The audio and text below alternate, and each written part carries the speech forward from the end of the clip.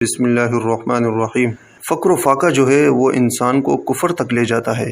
آپ صلی اللہ علیہ وسلم نے بہت ہی مجرب اور اعلیٰ وظیفہ امت کو منتقل کیا، جسے اگر کہا جائے کہ یہ وظیفوں کا سردار ہے تو یہ کہنا جھوٹ نہیں ہوگا، چونکہ آپ صلی اللہ علیہ وسلم امت کو جہاں اعمال بتاتے تھے، فرائض واجبات، وہیں آپ امت کی جو ضروریات تھی دیگر جو زندگی سے تعلق رکھتی ہیں ان کے لیے بھی آپ وظائف امت کو بتلایا کرتے تھے۔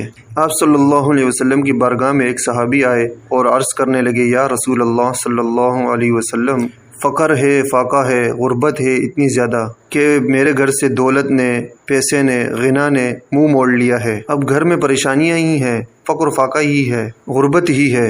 چونکہ جب انسان غربت میں آتا ہے تو اب وہ بے دین بھی بن جاتا ہے، اب وہ حرام بھی کھانے لگ جاتا ہے، رشوت بھی لے رہا ہے، سود بھی کھا رہا ہے، ڈاکے بھی ڈال رہا ہے، چوریاں بھی کر رہا ہے، جھوٹ بھی بول رہا ہے۔ اب یہ جو فاقہ ہے یہ انسان کو بعض اوقات کافر بھی بنا دیتا ہے۔ آپ علیہ الصلوۃ والسلام کا فرمان بھی ہے، اور یہ جو ہے انسان کو اللہ رسول کا نافرمان بھی بنا دیتا ہے۔ اب انسان کا تعلق اعمال سے ہونا چاہیے، اور اگر یقین کے ساتھ اعمال پڑھے جائیں تو اعمال میں تاثیر ہوتی ہے۔ یہ ہو ہی نہیں سکتا کہ دو جہاں کے سردار محمد صلی اللہ علیہ وسلم کی زبان مبارک سے کلمات نکلے ہوں اور امتی ان کو ادا کرے اور فائدہ نہ ہو۔ آج لوگ ہم سے آ کے کہتے ہیں کہ جی اجازت دیں، اب اجازت دے دیں تو کتنے خوش ہو جاتے ہیں کہ اب اس کے اندر تاثیر آ گئی۔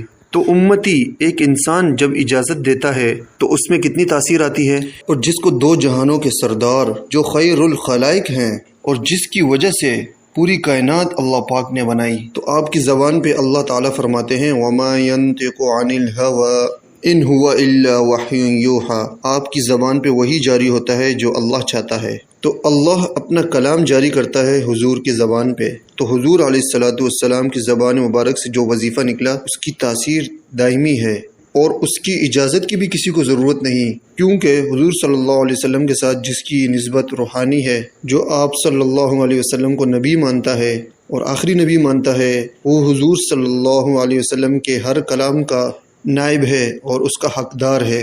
لیکن ہماری کمزوری یہ ہے کہ ہم سنت سے محروم ہیں، اطاعت سے محروم ہیں، حضور کی زندگی سے محروم ہیں۔ پھر ہم کہتے ہیں کہ جی وظیفے کر رہے ہیں اور اثر نہیں ہو رہا۔ اثر کہاں سے ہو؟ حضور کے نائب بن کر تو دکھائیں، پھر حضور علیہ الصلوۃ والسلام کے فرمان کے ایک ایک لفظ آپ کو سچا نظر آئے گا۔ تو اب آپ دیکھیے اتنا پیارا وظیفہ، غریب صحابی آیا، بدو ہے، گھر میں فاقے ہیں، بچے رو رہے ہیں بھوک سے۔ اب الفاظ دیکھیں کیا فرماتے ہیں کہ یا رسول اللہ صلی اللہ علیہ وسلم، اس کے راوی حضرت ابن عمر ہے، کہ دولت نے منہ موڑ لیا، غنا نے منہ موڑ لیا، فاقے آ گئے گھر میں، زندگی بے حال ہو گئی ہے۔ اب لوگ کیا کرتے ہیں جب گھر میں جو ہے فاقہ آ جاتا ہے؟ آپ میڈیا پہ دیکھتے ہوں گے، کوئی بچوں کو نہر میں پھینک دیتا ہے، خود بھی چھلانگ لگا دیتا ہے، یا زہر دے کر خود بھی مر جاتا ہے، خودکشیاں کر رہے ہیں۔ نہیں، نبی کی زندگی اپنائیں۔ حضور کے پاس صحابی آیا۔ اب جو یہ لوگ آتے ہیں، بزرگوں کے پاس آتے ہیں، وظائف لیتے ہیں، تو اس سے پتہ چلتا ہے کہ یہ سنت ہے۔ بزرگوں کے پاس جانا، وظائف لینا، یہ شرک نہیں ہے، بدعت نہیں ہے۔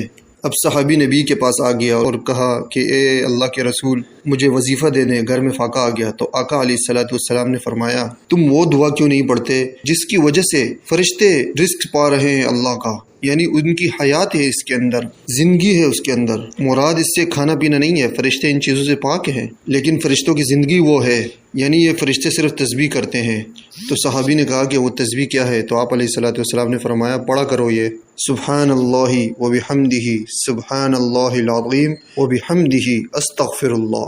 فجر کی سنتوں اور فرض کے درمیان 100 مرتبہ یہ وظیفہ پڑھیں، 40 دن یہ وظیفہ کریں، آپ کو اس کی وجہ سے اتنا غنا ملے گا، اتنی دولت ملے گی، اتنا رزق ملے گا کہ آپ کی غربت ختم ہو جائے گی۔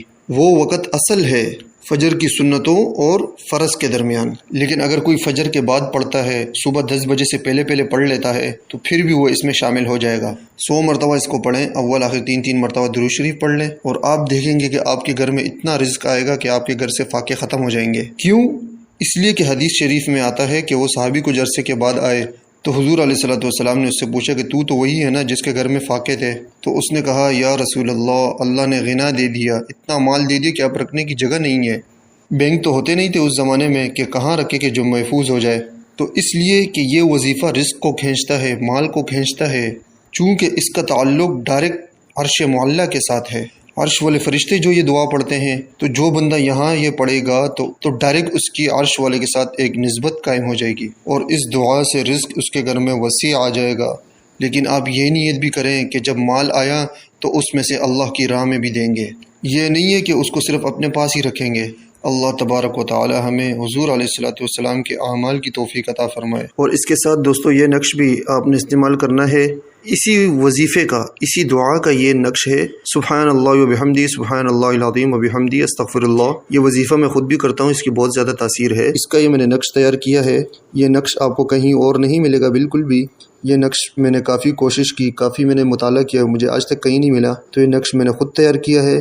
اس نقش کو اگر آپ اپنے عمل میں لانا چاہتے ہیں اور اس کی تاثیر اپنے حصے میں کرنا چاہتے ہیں آپ، تو آپ نے جو ہے 3350 مرتبہ 3350 مرتبہ اس نقش پر آپ نے یہی دعا پڑھ کر اس پر دم کرنی ہوگی۔ پھر اس کی تاثیر اتنی زیادہ ہو جائے گی، آپ حیران رہ جائیں گے، بہت زیادہ تاثیر ہو جائے گی۔ اللہ پاک آپ پر برکتیں نازل کریں گے، رزق وسعت ہو جائے گا، غنا ہی غنا ہوگا، مال و دولت ہوگا، اور آپ کے گھر سے فاقے، غربت، تنگ دستی بالکل ختم ہو جائے گی۔ بہت زبردست نقش ہے، اس نقش کو بھی اپنے استعمال میں لائیں، اور جو عمل میں نے بتایا ہے وہ بھی کریں، اور جو وظیفہ بتایا ہے وہ بھی کریں، انشاءاللہ اللہ پاک آپ کو کامیاب کریں گے۔